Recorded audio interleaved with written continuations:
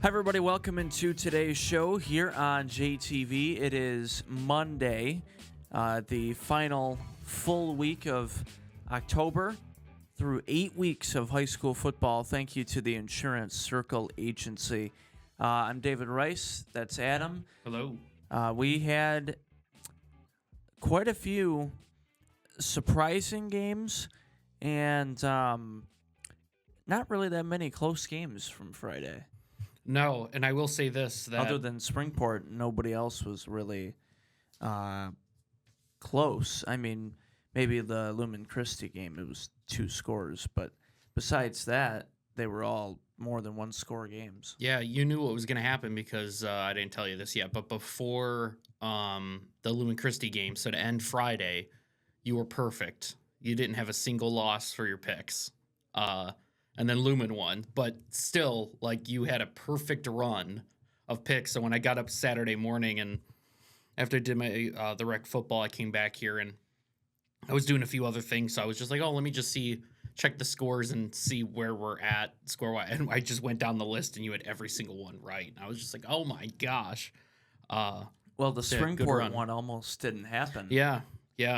But they held on. But yeah. So we'll get to the Springport game in a minute, but want to start off with our Week 8 recap from the game we had live on JTV. It was senior night and homecoming on the same night at Michigan. That was Center. That was a long halftime show. It was. Yeah. That was too much milk in a clock there. Yeah, but you guys talked about nachos and you guys did a little bit of everything during that. Anyways, besides that. Yeah. Michigan Center 46, Napoleon 14. Now, coming into this game, we had talked about it. We knew Center was the favorite, but I didn't expect, Napoleon to come out and only produce 14 points.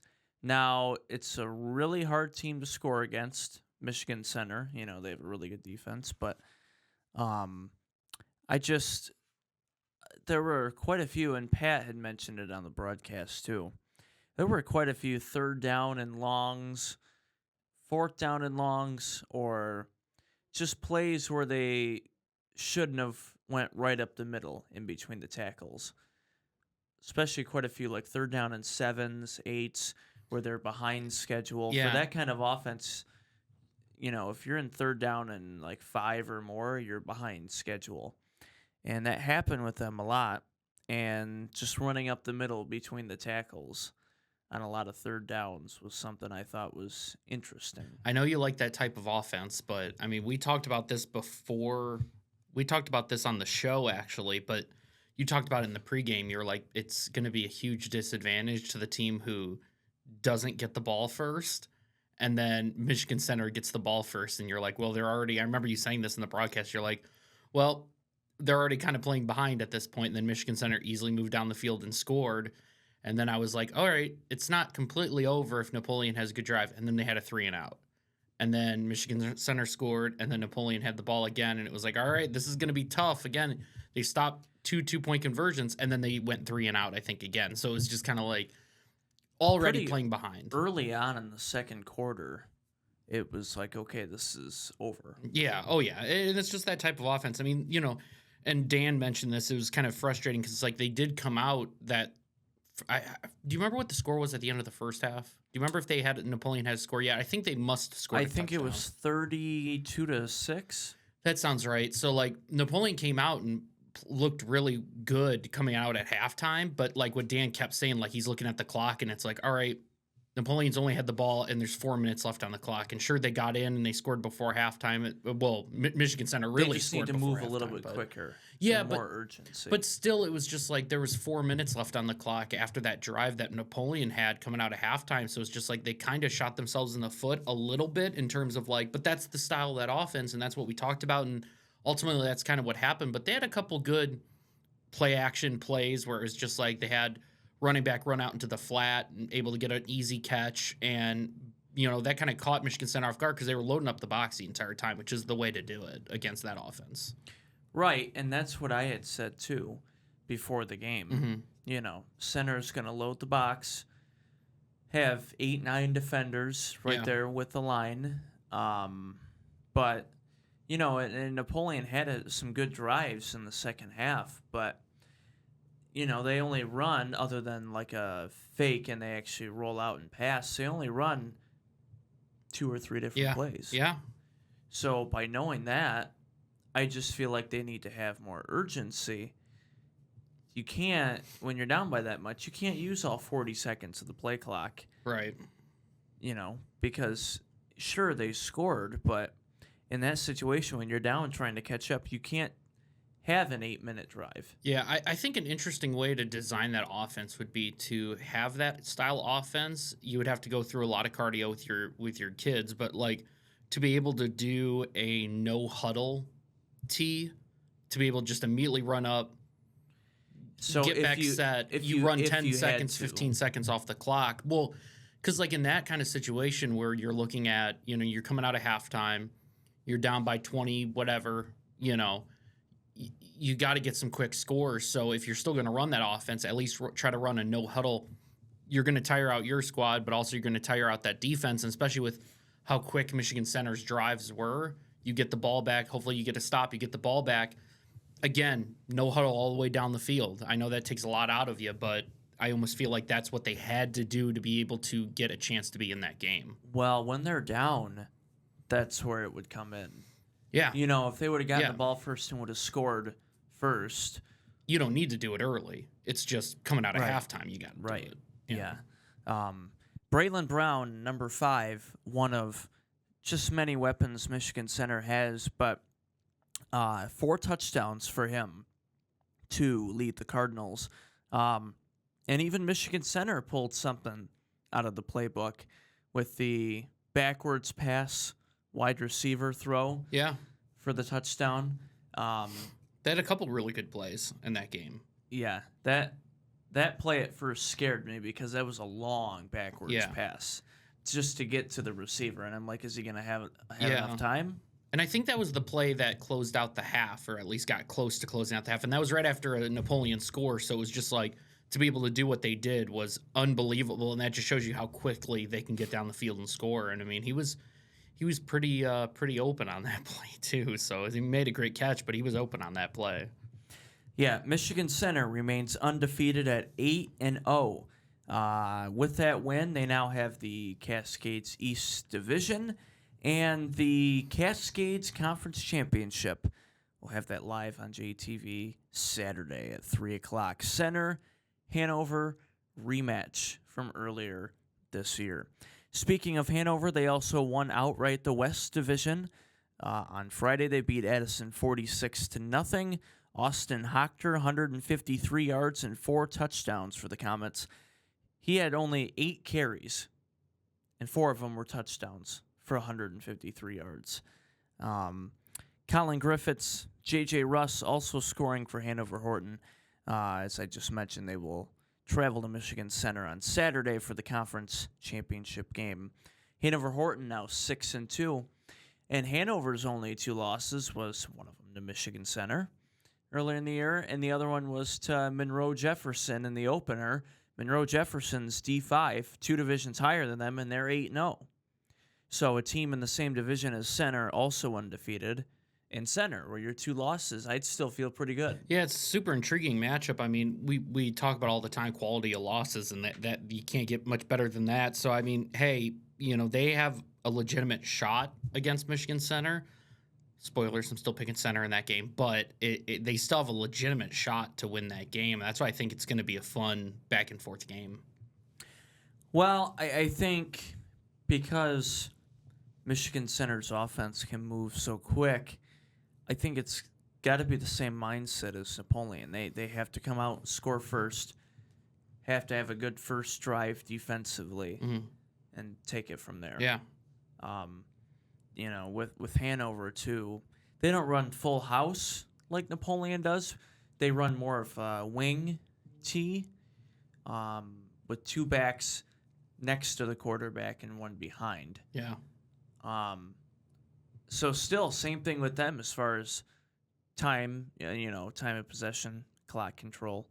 All of that has to be a factor. This will be an interesting game Saturday. It's hard to beat a team twice in a year, especially in high school. But, just with how dominant Michigan Center has been, though. I mean, who's going to stop them? Nobody's shown that so far. Even when they played Hanover, they still put up over 50 on them. So Yeah, what was the stat that you said at the end of the game where you said it was a certain amount of games that they've scored over a certain amount of points? I can't remember exactly. 7 out of 8 games, they've scored 40 points. Yeah, so I mean, other than the Leslie game, they've scored 40. If they do that, it's going to be tough for Hanover to win. That's why I think it'll be a shootout. I think it'll be a fun game to watch and fun game to be there at. But it's at Michigan Center as well. That doesn't make it much easier for Hanover. So yeah, I can't wait though. This is going to be a great game. I would love to have that Michigan Center. Just go back to the Michigan Center Napoleon game real quick. I would have liked that to have been more of a game, especially with all the hype around it. But I mean, Michigan Center, it's kind of, if it wasn't going to be a close game, this was the other result that we were kind of looking like this is probably going to happen. If it wasn't going to be Napoleon able to control the clock, play well on defense, and stop Michigan Center, pretty much be the first team to do that. If that wasn't going to happen, it was going to be Michigan Center running away with it, and that's what it is. But yeah, I'm excited for this game. Both Michigan Center and Hanover scored 46 last week, so if they can both do that again, that's going to be a fun game. Absolutely. And we still have 2 teams in Jackson County undefeated. Almost had one. Springport 35, Union City 34. Springport was down by 13 to start the fourth quarter, and they rallied and survived. And they're still undefeated at 8-0, and they clinched outright the Big 8 conference title with that comeback victory. Gibson Overweg, Springport quarterback, 18 of 22, 276, and 3 touchdowns for Springport in that game. Tucker Wingington also scored 2 touchdowns for Springport, and Dallas Higelmeyer rushed for 156 yards. So Springport and Michigan Center, still the 2 teams left undefeated. Jonesville, 46-7 over Vandercook Lake. John Milks, 167 yards and 3 touchdowns. Cascades Conference crossover. We'll get to all the crossover matchups in a second. But Jonesville will travel to Manchester this week. And with how much improvement Manchester has shown, we could be in for a really good game with Jonesville and Manchester at Manchester on Friday. Stockbridge also surviving as far as their chances to get in the playoffs. 64-32 over Sand Creek.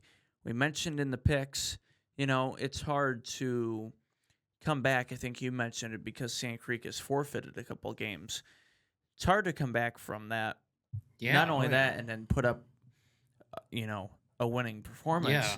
And they still put up 32 points, but can't give up 64. Right. Yeah. And Stockbridge has just been playing really good these last few weeks, and they've really turned their season around. And they're going to have a chance to make it into the playoffs, too. Yeah. We'll get to that in a second with some of the teams that still need to win and get in. On the crossover, we'll get to that. Millington 55-26 over Leslie.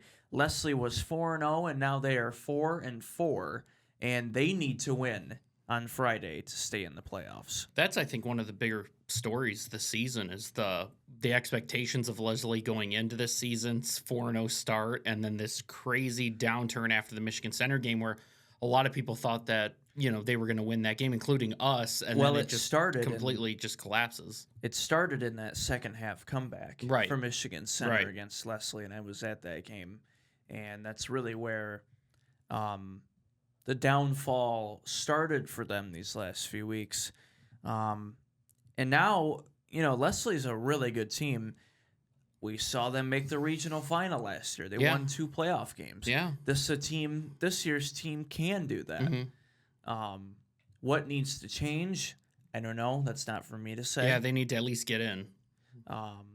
But I didn't think they'd be in a position where here we are now, week 9. No, we talked about this last show. We thought they were going to be a one-loss team at this point, maybe even undefeated at this point. So crazy.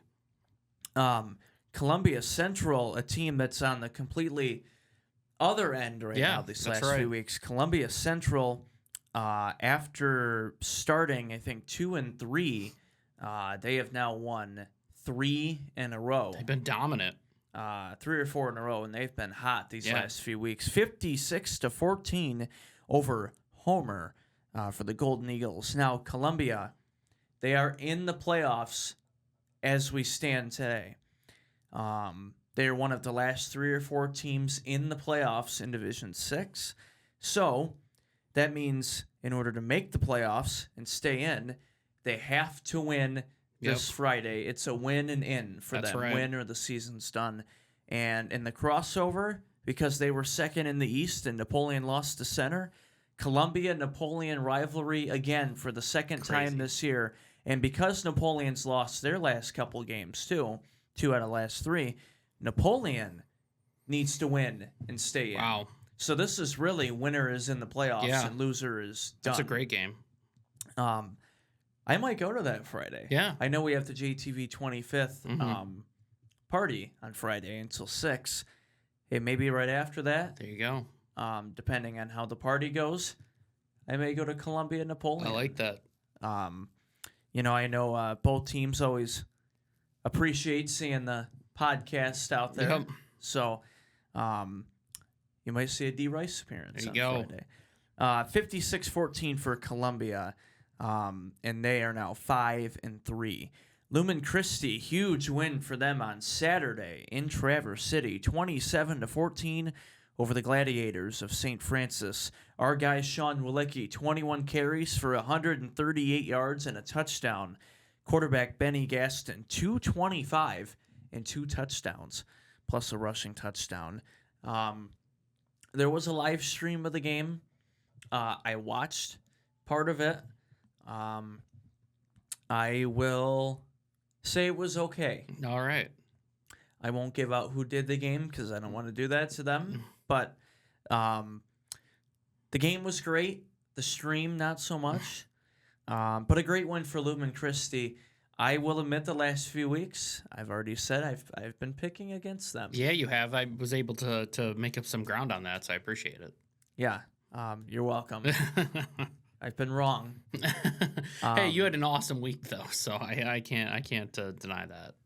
Well, before these last few weeks where they've just been dominating, I said this wasn't, if there was one year they weren't going to play for a state championship, it would be this year. Yeah. I think it's safe to say now I was wrong about that. Like I said at the very beginning of the year, every year that we count them out, it was like the Patriots back in the day where it's like after they win a Super Bowl, everybody's like, okay, well, this is going to be the year, they have a slow start to the season. Okay, no, and they lose guys. It's like, oh, this is going to be the year that they don't do anything. Like, finally, they're not going to win, and then they go and win the Super Bowl. And it's just kind of like, oh, well, we were wrong, I guess. I mean, that's exactly what's happening with Lumen Christi. Well, get ready for Thanksgiving weekend Saturday. Hey, who knows? At Ford Field. Who knows? It's going to be a really tough playoff. It is. 8-man, Concord fell to Lenawee Christian 63-28, but we did have some history made for Concord. Trenton Frazier rushed for a school record 360 yards for Concord, and that's the record for both 8-man and 11-man for Concord. So congratulations to Trent Frazier and Concord. Tough loss against a really good Lenawee Christian team, but still something to celebrate. Oh, for sure. Nonetheless. Manchester over Grass Lake, 30-6. We had Nick Laporte on for the picks. He said that was his upset of the week. Bold statement. Northwest over Penfield, 50-35. Roe-to-Doe. The star freshman for Northwest, over 200 rushing yards and 3 touchdowns for him. Western shut out by Hazlitt, 42-0. Adrian over Jackson 48-7, and Hudson 86-8 over Hillsdale. How do you score 86 points in a football game? How do you do that? If you go to our Facebook post I made with all the scores, our JTV Facebook, that's what the whole comments section is. Yeah, it's like, how is that did they score score wrong? 86 Yeah, points? it's so nuts. Well, it was. Try your best. Yeah. Try your best to explain this. I can't do that in Madden, let alone doing that in a high school football game. Well, let me look real quick. I think it was 56-0 at halftime. Yo, So it was already super clock at halftime. that's crazy. So super clock, does it not stop even for like scores and stuff like that? Does the clock not stop? Super clock is 50 or more. Yeah, but like what? And it literally runs no matter what. So like how about like injuries? Does it stop for injuries? It goes no matter That's what. crazy. The fact that And then the regular running clock is 35. yeah, And that's tips is how Dan Gallagher That's has right. taught it. Timeouts, injuries, penalties, scores. well, what's crazy is if they had what you said 56 at halftime, 56-0. Let me look really quick. I believe so. Because if that's true, that means that between the two teams, 38 points was still scored with a super clock. That is ridiculous. Yeah, I can't find it on here. They just posted the final score. But But still, I mean, that's nuts that still all those points were scored with a super clock happening. Like, man, that game was fast. That was a fast one. yeah, I'm trying to find if somebody had the halftime score. Yeah, I think at some point I don't think there needs to be a mercy rule in football. But I do think You're up by that much. I kind of think that should be a mercy rule. Even like 50, there's no point in playing the rest of the game if you're up by 50 by halftime. right. You know, like to me, that's an unfair rule is to be up by 50 at halftime. You have a mercy rule. I think, you're avoiding injuries and all that other thing. I understand not doing that for college or pros, but for high school, I feel like 50 is more than enough. You're not going to have a team come back down 50.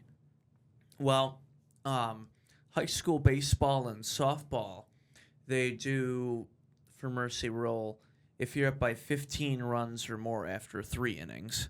Or after 5 innings, it's 10 runs. See, and even to me, it's like it makes more sense in football than it does baseball because baseball, with there not being a time limit, you get hot and you start batting around, you can put a lot more runs on the board, and there've been comebacks that they're down by that But much. I think they do that for high school because during the regular season they play double headers. Yeah, but still, I mean, like for baseball, at least there's no time restraint. I don't know how possible it is if you're down 50 to come back from down 50 in 2 quarters. You're not especially coming with back. especially if they put in, even if they put in their reserves and stuff like that, you're still not going to score 50 points in 2 quarters. They're going to find a way to stop that from happening, especially with just running into the clock, like just having them just run down the clock, and you're running into those clock issues. So I would be okay with them instituting like a 50-point halftime rule, or anytime that it's a 50-point game, don't.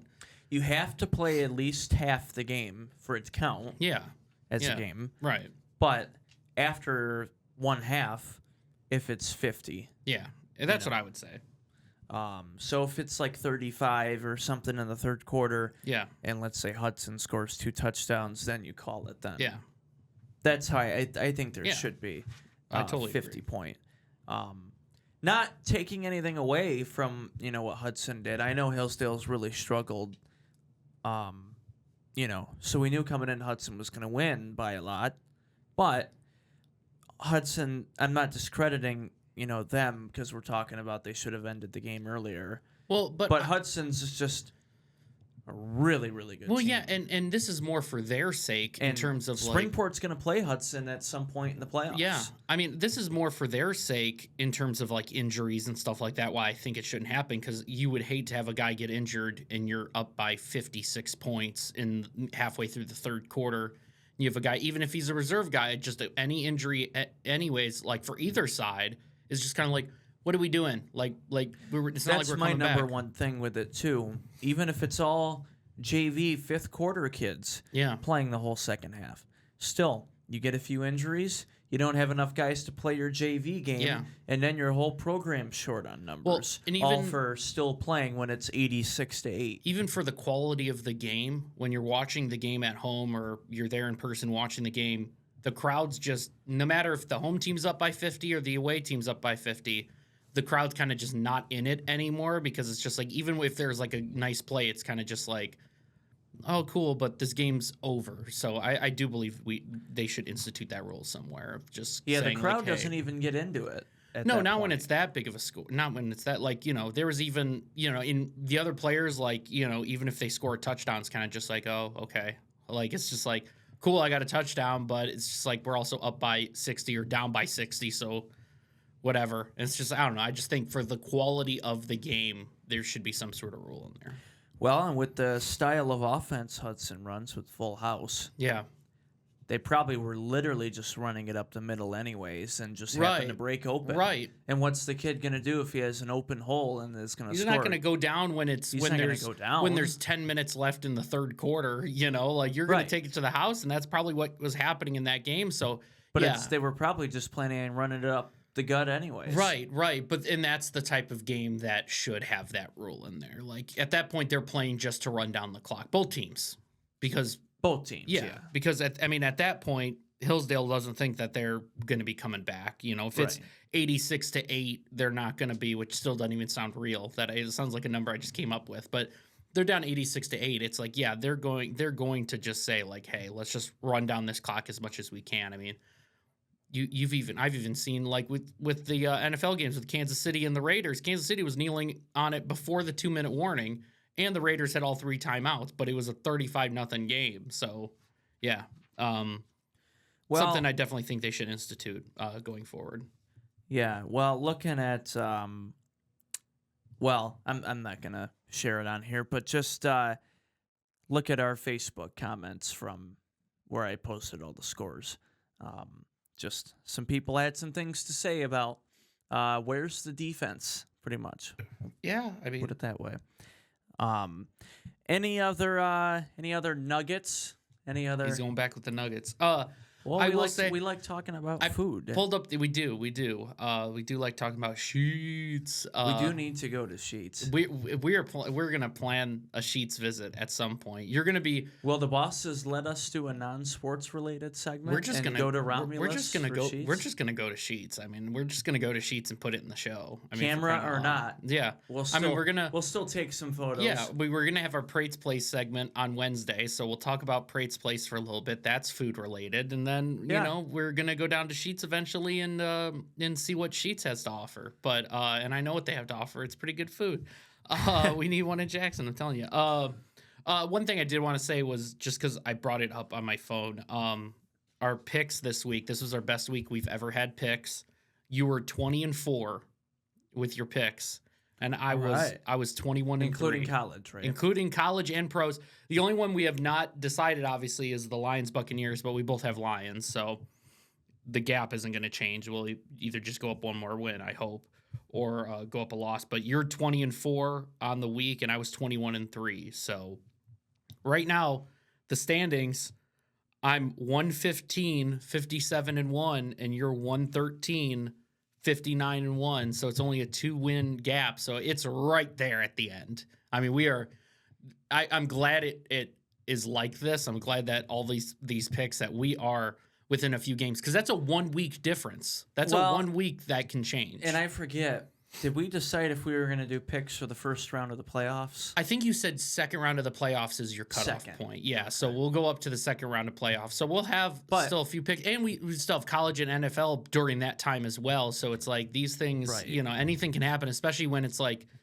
me and you differed in a good amount of the college and pros picks this week. We didn't differ too much. I think the only differences we had in the high school was the Concord game and then the Lumen game. I had Lumen and Concord. So that was all we differed in the high school, but really kind of where it's making it interesting is college and pros. So It's a fun conclusion. I want you to have to wear that Lions jersey again, so I'm banking on it. No, please. Yeah. Well, before we before we go to break, I wanted to share the playoff points Yeah, update. I'm curious where we're at. So Division 3, don't mind me reading from my phone, my lack of prep here. Is this still the snooze to you or whoever that is? Well, this is from our website, JTV. Hey, there you I go. put together a little thing on there. Who is that snooze to you, by the way? I just have to ask. Is that like a Twitter account or is that a website? What is that? Both. Oh, okay. Cool. But it's like an independent, it's a couple people, I think. That's cool. It's Good on not- them. I mean, It's not ran by MHSAA or anything. yeah, but good on them because like we were able to look at like projections and stuff like that throughout the year. So they do good work down there. So, Division 3, Northwest, they are sitting at just over 36 playoff points, but Northwest is currently the 38th team in Division 3. Top 32 make it in the playoffs. So, Northwest has to win this week to be right there. It's not for it's sure not get in. guaranteed, right? No, but they need to win, basically. Yeah. And they're like right there. But we just saw them shut out Western last week, though. Northwest is hosting Harper Creek, who's 7-1. That's a tough game. But season on the line for Northwest. Yeah. Division 5, obviously. I assume Harper Creek is in regardless with that record. Yeah. Yeah. Division 5, obviously Michigan Center's already, and they're 8-0. But because D5 is so tough and because of the lower divisions of schools and teams Michigan Center plays, with them being in the Cascades, we've talked about it before, they could beat Hanover this week, go 9-0, and still have to travel in the opening round of the playoffs. According to Snooze to Use projections from yesterday that they put out after week 8, they are hosting the first round, but it's going to be close. Yeah. If I had to guess, they're probably still going to have to travel. But the projection right now in D5, Center hosting 4-4 Romulus in the first round. And if they win that, they would travel in the second round to Ann Arbor Gabriel Richard. And then even if they were to beat that, then they'd have to travel to likely Monroe Jefferson. Ooh. And Monroe Jefferson's a really good team. Yeah.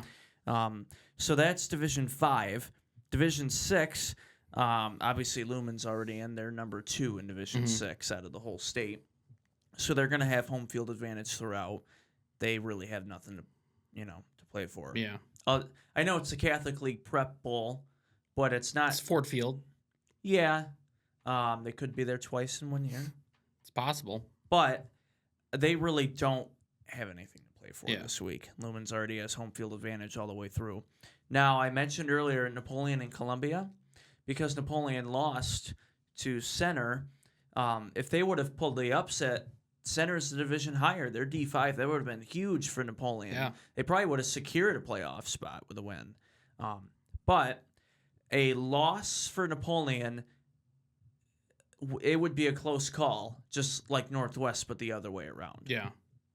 And they would have to look at other teams in the state in D6 right there and see how they do.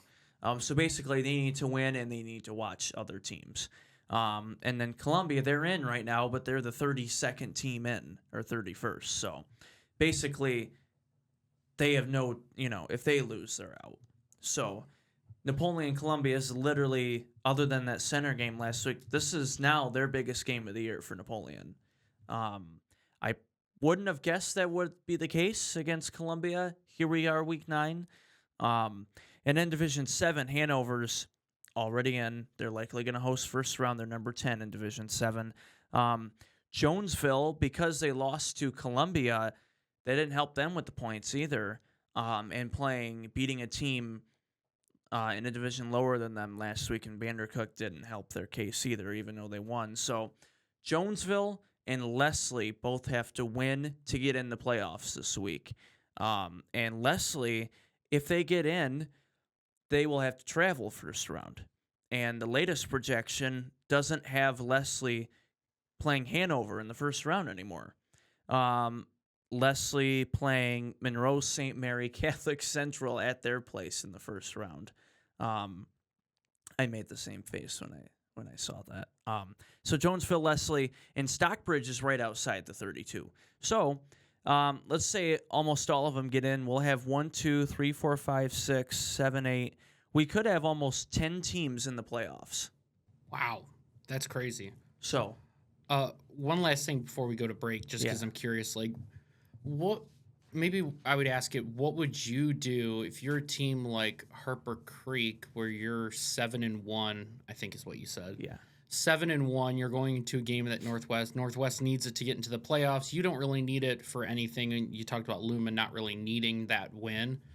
Do you start all your guys? Do you rest them? What do you do in that sort of situation when it comes to high school? I know what it would be for pros. In college, you don't really have that too often. Normally, it's like you got to keep winning. But for the pros, they're going to rest their guys. You know, if you're 14-1 or whatever, what would you do for high school? Well, looking at the I-8 standings here, that's what I was trying to look up. Harper Creek has already secured the conference too. Yeah. Because their 5-0 conference record, Hastings is 5-1, but Harper Creek already beat Hastings, so they have the tiebreaker. Yeah. So they've won the conference already. They're 7-1. They're already going to host a playoff game or two, or however it is in D4. I don't know. You usually don't see that in high school, regardless of the situation. Yeah. You don't ever see the JV kids, and they wouldn't be able to rest the starters the whole game anyways because of the fifth quarter rule. Right. So the starters are going to have to play. Okay. That's what I was wondering. Now, could they just play them the first half and then depending on the score, sit them the second half? That's what I would do. Yeah, I mean, like, even if the fifth quarter wasn't a thing, if I was Lumen and Harper Creek, 100% I'd be sitting the starters out. But like, even when 100%. When you said, like, depending on the halftime score, even if it's like tied at halftime, would you bench these guys, or would you be like, nah, like, it's close enough, might as well win this game? Because you'd hate to have an injury or whatever happen in the fourth quarter, and it's just like, well, this game was relatively meaningless to us, Yeah. And that's what I'd be worried about, too. Yeah. But also, at the same time, not to take away from the fact that, somebody would get hurt, but it's football. Injury. Sure. But Injuries are going to happen. Your job is also no trying to matter what prevent the it. score is, injuries, there's going to be a chance of it happening. So that's a tough. I think it would depend on the situation. Yeah. I was just curious. And I know Northwest is fighting to get in the playoffs. If they win. But still, if I'm Harper Creek, I'm already going to be hosting a couple playoff games. I've already won the conference. So if I'm Harper Creek, I'm resting my guys. Yeah. Or at least only playing them the first half. Right. I think you have to anyways because of the fifth quarter rule. But I would rest, however many of them you need to. Sure. So if I was Harper Creek, to answer your question, I would rest guys. Now, if I'm Lumen, it's a big Catholic League prep game. So it is a big game for them. And they're also playing Centerline, who's Division 4, 2 divisions higher than you, at Ford Field. I know Lumen ain't going to rest their guys. Is this for like a championship or something like that, or does this just counts as just like a regular season game? It is the Catholic League championship. Okay. And there's 3 or 4 games at Ford Field that day for the different divisions. So you're going to want to win that. So it's like, that I guess Lumen's I understand not resting more. anybody. Yeah. And I that don't think they understand would more. anyways. Right. No, I wouldn't think so But either. if I'm Harper Creek, I would only play my starters a little bit. It's already wrapped up for them. Right. They have nothing to play for. You know what I mean? Yeah, so, for sure. But I am glad you asked that, though, because that doesn't ever get talked about. Yeah. Because especially with this being high school level ball, more injuries are going to happen. More cramping's going to happen. whatever it Yeah. might be. So I'm glad you brought that up. So now we can go to break. Yes. When we come back, we had a state champion this weekend in girls That's golf. right. Also, boys soccer playoffs. Columbia's still alive, and for some reason, Michigan State's a night game. Yeah, that's weird. So we'll talk about that when we come back.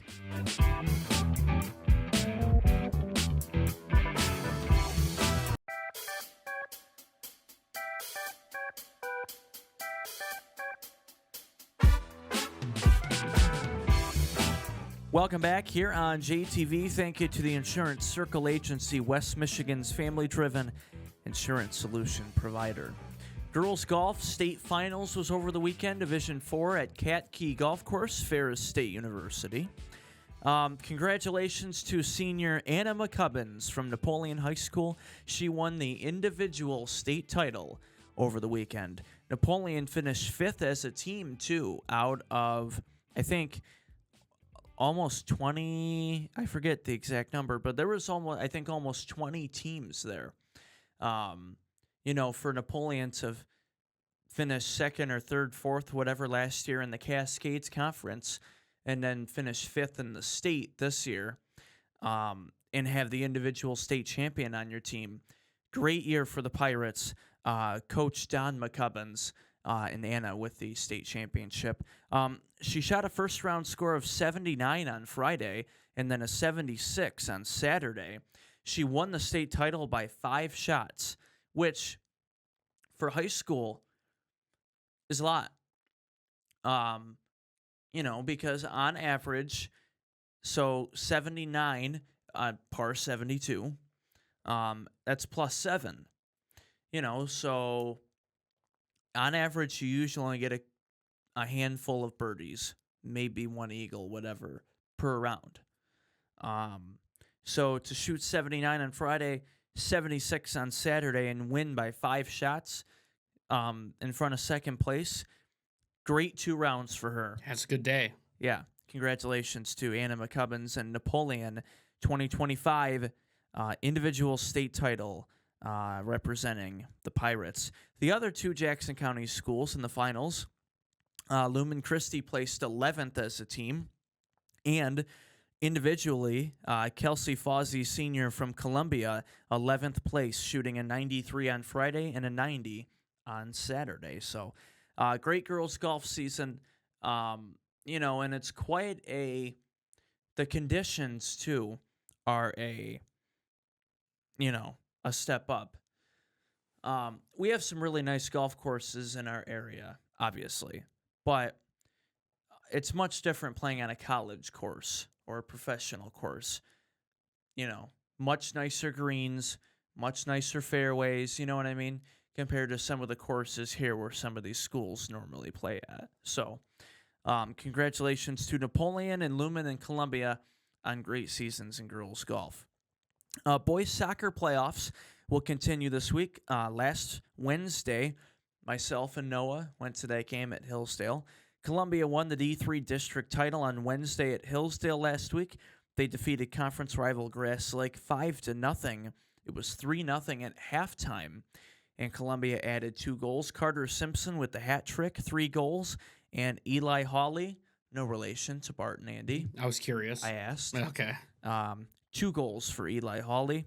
Columbia is going to play Frankenmuth on Tuesday in the regional semifinal, in that game at Williamston. So I know a lot of people will be making the trek north to Williamston to watch Columbia and Frankenmuth. 7 p.m.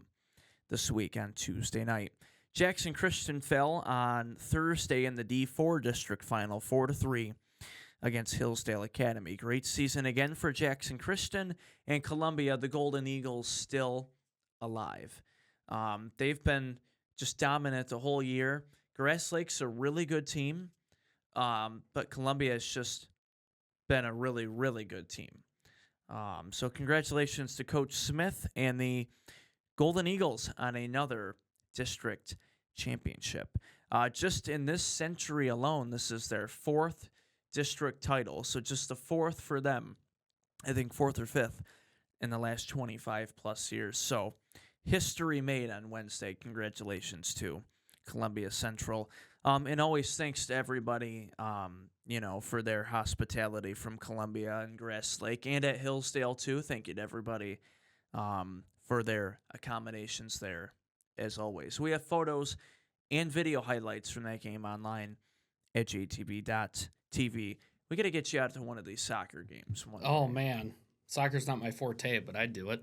I know it's not your forte. It isn't. But I'd still do it. It's still fun to watch in person. But it was kind of cold on Wednesday night. Yeah. Last week we had some really cold nights. Wednesday was one of them. It was a cold soccer game. That's the way to do it. So I know that's probably doesn't add to your willingness yeah, you're not selling to go. this extremely well, but I'll take it. I mean, we should still do that sometime. Yeah, well, hey, we can go up to Williamston tomorrow. Oh, I'm busy tomorrow. Well, because you know what's going on tomorrow, I know why you're busy. Game 7. That's right. Of Seattle and the Blue Jays. Come on, man. Game 7. Yeah, and we'll talk about that in a little bit. But yeah, I mean that's a huge game. I wasn't going to admit that that's what I was busy with, but it's Game 7 of the ALCS. Come on, man. No, I just made that up. Yeah. I have no clue what he's doing Tuesday. I'm watching Game 7 of the ALCS. Come on, man. Okay, well, I will be at Williamston. You will, and I'll let you know what happens in that game. Thank you. Yeah, no problem. I appreciate that.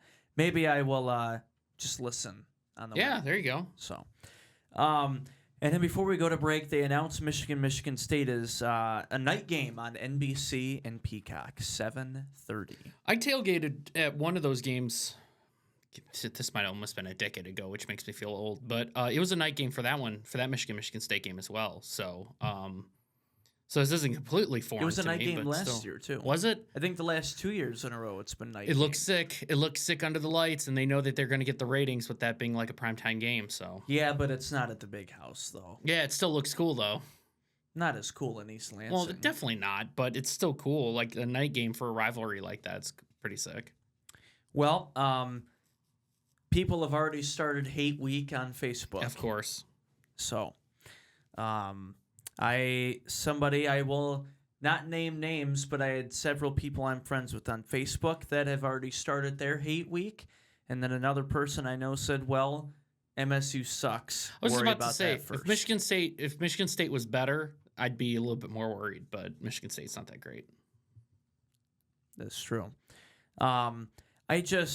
I assumed the whole time it was going to be a noon game. Yeah. Just because Michigan's barely ranked and now they're 25. They haven't really been playing like a ranked team, though. And Michigan State's just been garbage. So you would think it'd be a noon game. It'd be the big noon game on Fox. Yeah. But not the case. Also, I'm glad, though, it's not at noon or at 3:30 because we're doing the Cascade Championship on Saturday.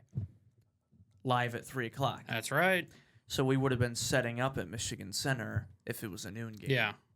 So at least by the time we're done at Michigan Center, we'll be able to watch. Yeah, that's right. So I have obligations after the Cascades Championship. So got to get home and watch the Michigan State game. Go. But 7:30 on Saturday.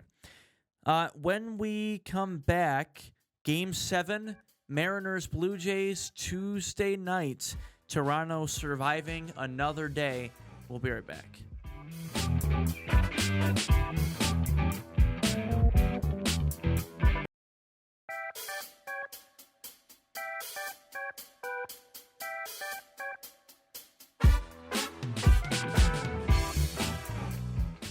Welcome back here on JTV.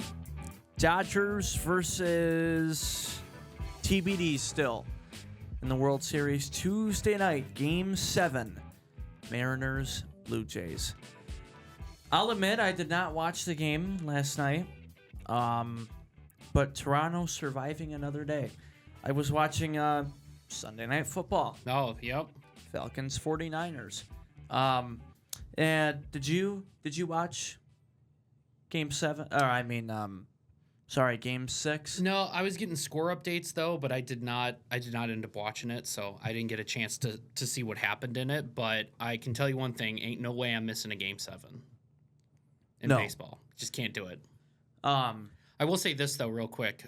Did you see that the game that Shohei had to close out the series in LA? I mean, to have might be the greatest game I've ever seen any player ever have. To have give up 2 hits in 6 innings. I think he had like 10 strikeouts and 3 home runs. Crazy. I don't think anybody's going to do that again as long as we're alive. Yeah, I mean it's absolutely insane. Yeah, the 3 home runs, 10 strikeouts. I think it was 10 strikeouts. Pitching. Yeah. In 6 innings, only gave up 2 hits. Unbelievable performance. That's Yeah. why he's the best in the world. Yep. And he will be happy in a couple of years when that deferred payment hits the he'll bank. start. He's already making bank, but he'll be making more bank. He'll be making enough to man. own a bank. That is true. He probably could Oh, own yeah. a bank. And his new translator's not getting any more money. Yeah, based I on don't think last so. Time. Boys tennis state finals also this week, Monday and Tuesday. Lumen Christie, Division 4 at Midland, up at the Midland Tennis Center. So on Wednesday's show, we will have the results from that. And before we go, mentioned it earlier, Cascades Conference Championship, Saturday, 3 o'clock on JTV. 2:45 College Chevrolet pregame show. And unfortunately, I will be missing my partner Josh Brigette for that game. But myself, Matt Kibbe, joining me on the broadcast, and Max Fritz. Yay, nice. Good crew. So that is going to be a good crew. It's going to be a packed house. Oh, I bet. And it is every year for the conference championship because at halftime they do the all-conference players for the That's year. cool. Plus, earlier that day, on Saturday, Michigan Center is also hosting the Cascades Conference Volleyball Championship Tournament starting at 9 a.m. So it's just going to be a ton of people and a ton going on at once at Michigan Center on Saturday. And that's, you could probably guess, too, that's part of why the game's a little bit later, because historically the game's at noon or 1. Right. Just for staffing and parking and everything. It'd be too much to have all 12 conference teams for volleyball there, plus 2 football teams.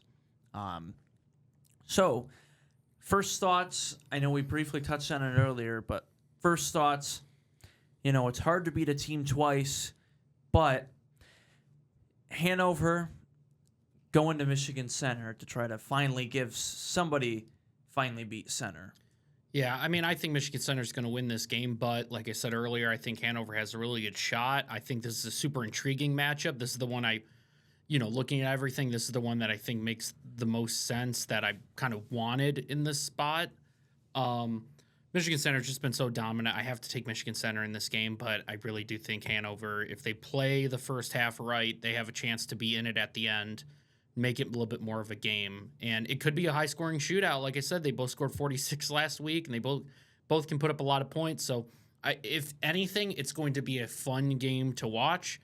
And luckily, we're there, so you don't have to go there and be there live. If you don't want to, I don't know what it looks like temperature-wise. I think it might be a little bit more chilly, so you don't have to go out there, brave the elements. You can go sit in the comfort of your own home and watch a game, especially with you and Kibbe on commentary with Max down there on the field. So I think it'll be a fun game to watch. Yep. They have great nachos, too, at Michigan Center. You guys definitely had some nachos. The other two guys. Well, they I think ate your nachos, I think is the thing. Did Max bring those up for you guys? Yeah. Yeah. Oh, the cheese. Yeah. Right after his sideline hit where he did it with Superintendent. Yeah, he brought him up. Yeah, that's right. He was with Superintendent Cook. I said, not to, pull the curtain back too much, but I said, if the game gets more out of hand, because, people will notice this. At some point during the game in a broadcast, if it's a blowout and it's over, how much more else is there to talk about? Yeah, analysis kind of dies when it's like a 40-point game. Well, I'll tell you this real quick. And I said I was going to try the nachos. We were going to try it on camera. But Pat got to all of them before Well, I even got a chance to try them. Yeah, at halftime, I have to go back down in the booth to do something, replace something in the booth, get ready for the second half. And when I went down there, the entire press box smelled like nachos. The second I walked in, all I smelled was nachos. So I was like, Did I you knew. wonder what happened? No, I heard because I was listening to the game, so I heard you guys saying like I heard you guys say like, oh, thanks, Max, appreciate it. And I was like, he totally brought you guys stuff. And then when I went in there, I was like, what the heck? And I do whatever, and I'm getting ready to leave, and I look behind me, and it's just Pat and Dan just eating nachos. So that was a interesting experience. But So weather for yeah, I'm curious. well, it's gonna be a really cold overnight into Saturday. Yeah. 35. Oof, Saturday, 50 and cloudy. man. Yeah. So it'll be And a a little chilly. 45% chance of rain. Oh no! I hope it doesn't rain. I hope the last game we get isn't rain. And well, the highest percent chance is right between 1 and 4 p.m. oh, geez. Well, if you are on the borderline of whether going there or not, staying home or going out there to Michigan Center, if you're going to stay home, this is a good game to do it with. Like I said, good crew and everything, and it'll be a fun broadcast. Yeah. Unfortunately, we're not able to broadcast live playoff games. So this is it Yeah. for the football season. Yeah, we'll do the Rec Bowl live, and that'll kind of be the capper to the football season, and then before we know it, it'll be basketball time. Yeah, we'll get a little bit of break, a little bit of November to Yep. start gearing up for all of That's our right. basketball stuff. And then right after Thanksgiving, get right into basketball season. So I'm looking forward to bringing you the big game, Week 9 on JTV. 2:45 p.m. presented by Minuteman Sewer and Drain and E-College Chevrolet pregame show. Thank you to the Insurance Circle Agency. And I am looking forward to the game picks on Wednesday. Yes. Our final full schedule with all That's the right. schools. So we will see you Wednesday for the Prates Place game picks here on JTV. Bye-bye.